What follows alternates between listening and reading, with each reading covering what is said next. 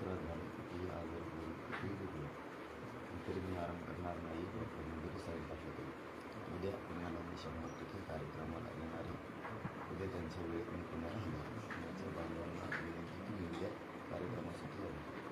तुला समाज भावना असते की तुम्ही तब्येतीची काळजी घेतली पाहिजे, तुम्ही आवश्यक आहात असं नेहमी तुम्हाला ते म्हणतात, भाषण करू नका असंही म्हणतात. इतर समाजाला काळजी वाटते. आता शिवराजे भेटायला आले होते, त्यांनी तुम्हाला काळजी सल्ला दिला, तर तुम्ही पण काळजी घेतली पाहिजे असं समाज म्हणतो.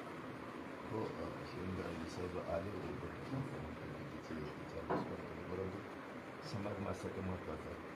उद्या पुण्याला परवा नगरला